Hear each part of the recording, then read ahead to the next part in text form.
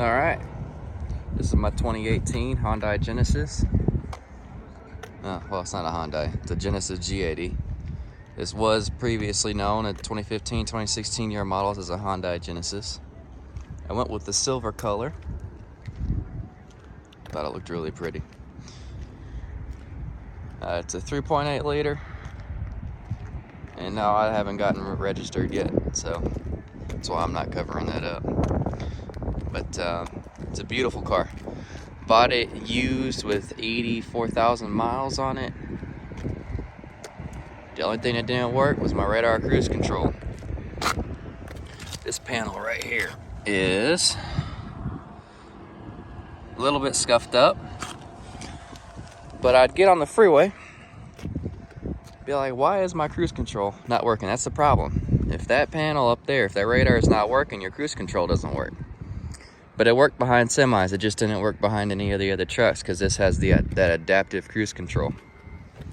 See, when I walk up, it senses that I'm near, opens up my mirrors, push to unlock. Oh. Start the car, steering wheel tilts, my seat slides up back to how I had it.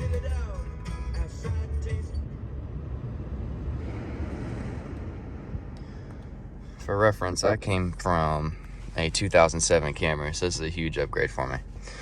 But yeah, my radar cruise control wasn't working. So the first day I brought it back and I took that front bumper off. I had it all in pieces on the ground. Come to find out, there's a little tiny star bit screw that you can access through the front bumper without having to take it off. So in the future, I know, but it adjusts that radar up and down. Well, somebody had decided to adjust the radar all the way up, and that's why it wasn't working. I'd come up on a car on the freeway, it wouldn't sense that it was there in front of me, and then the brakes would tighten up on the car really hard, and it caused jerky driving, and then eventually it would tell me a warning right here that my radar cruise control was blocked and no longer functioning. So anyway, I took it off, adjusted it down, and now it works just fine. The only other thing that doesn't work, and it's not, you can't see it. You can see it at night, but you can't see it during the day, is my heads-up display. And I've gone into the settings on here and tried to turn it all the way up to 20, and it still doesn't work. So that's my next little project. I'll probably pull the dash apart, see if I can't disconnect and connect a few clips and make it, reset. I already took off that fuse panel down there and reset all the fuses, so it's not a fusing issue. I think it's just either it's going out or it's got a bad connection back here behind the dash, but that's another project for another day. This is the fully loaded model, so it has the panoramic sunroof. I heard reviews online talking about how this chatters. I haven't had any issues with it.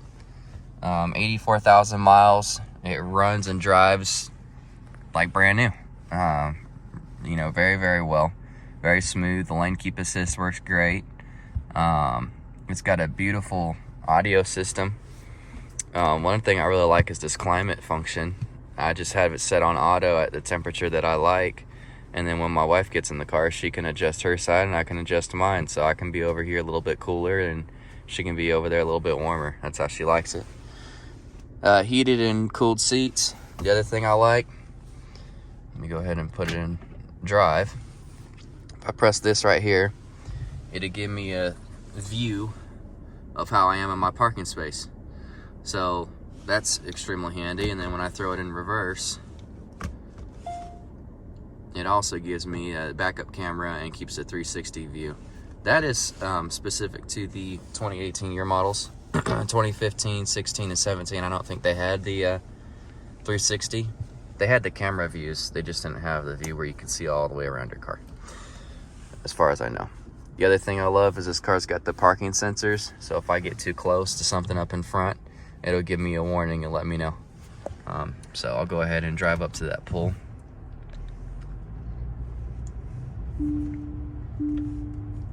And it'll start beeping here in a second. There it is. And then it gives me a proximity warning, right? So as I get closer and closer, eventually it turns red. I'm not gonna get close enough for it to do that, but it'll turn red and let me know hey, you're gonna hit something in front of you. So super neat feature. It's been helpful when I'm parking in the driveway at home. But we're gonna do a little POV drive now.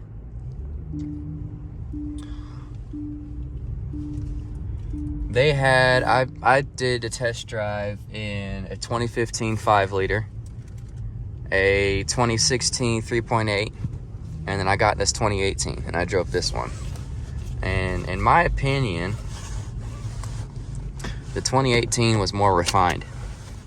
I don't know what it is. I know it's the same engine and transmission as the other year models, but it seemed to me that the engine ran a little bit smoother and the shifts on the transmission were a little bit snappier. Could just be me, but that was my experience test driving these vehicles. This was also the only one that really didn't have any issues. All the engine mounts are good. All the service records were there. It's a 2-owner vehicle, so I'm the 3rd owner. So it runs and drives beautifully. So going around this curve here, I'll let it engage. That little lane keep assist will turn green. There it is. And now the car's driving itself, keeping me right in my lane. On long drives, I drive back and forth between Birmingham and Atlanta, and it just comes in so handy not having to always have my hands on the wheel. I mean, I always have my hands on the wheel, but not having to pay as close of attention because it keeps me right in my lane.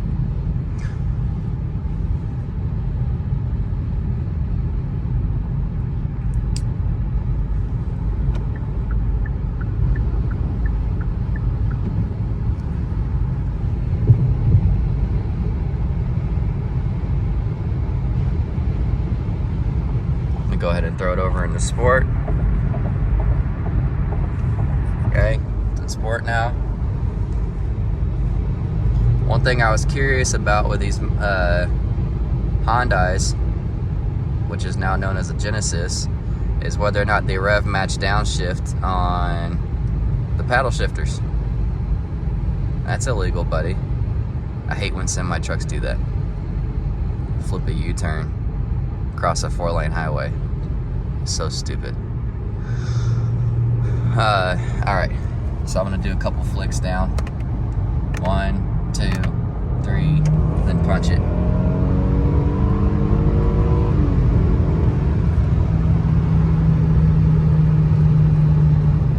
Very fast, very smooth, plenty of power. The 3.8, I've been averaging about, right now my average is terrible. I think right now it says 11 miles per gallon, but on the highway I'm getting 27. So I love it personally, but as we come to slow here, you see as soon as I click, it shifts. So boom, there's really not much of a delay. When you put it in sport, the steering tightens up. It's really responsive.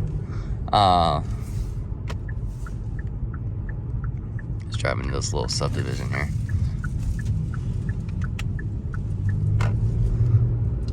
If you disable the traction control, because I tried to get a little squirrely with it, it does okay.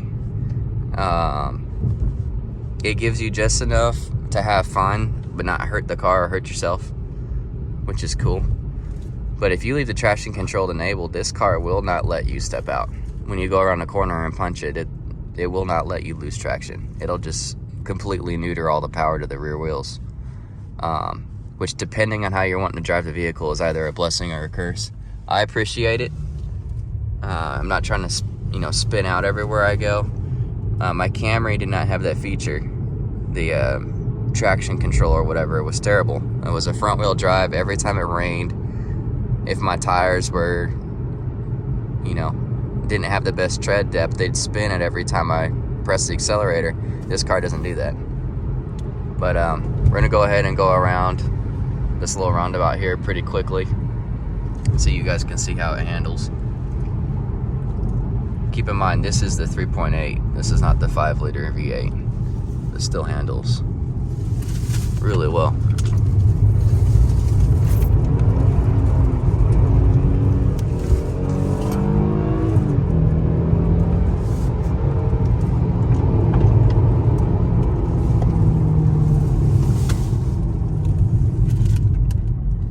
So, of course, now I got a truck in front of me, but we'll do a little 0 to 60 here. Every time I've tried it, I've gotten 6.2 to 6.4. I've never gotten better than a 6.2. But to me, the 0 to 60 really doesn't matter. It's not, I don't care how fast I can go 0 to 60 a lot. To me, it's about the ride quality, how well the car handles. When you set your cruise control at 70 miles an hour, what are you gonna get, you know, in an MPG test? I care about those things more than I care about how fast can I go 0 to 60. I'm not gonna floor it everywhere. The other thing I like about this car is the effortlessness. You know, getting up to speed. If I need to get around somebody or pass, how well does it do? How does it handle when I go through a little twisty like that? So, we'll stop here.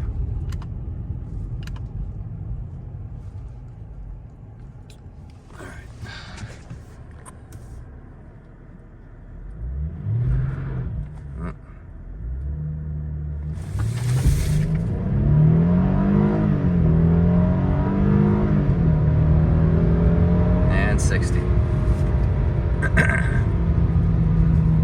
I don't have a stopwatch or anything, but you guys can press play and pause and, I don't know, start a stopwatch on your computer or something if you want to get an accurate time for what that just was. That was flat. That's about as flat as you're going to get out here in this area. But yeah, that's the car.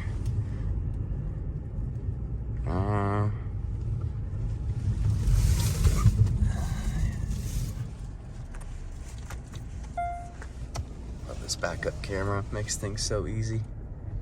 At 360 lets me know exactly what I'm doing. And then when you, oh yeah, when you pull forward, it keeps the front camera on for a little bit after you've put it in drive. That's come in handy in some of the parking lots because you can see what's on the ground right in front of you. All right, I'm gonna go ahead and end the review right here.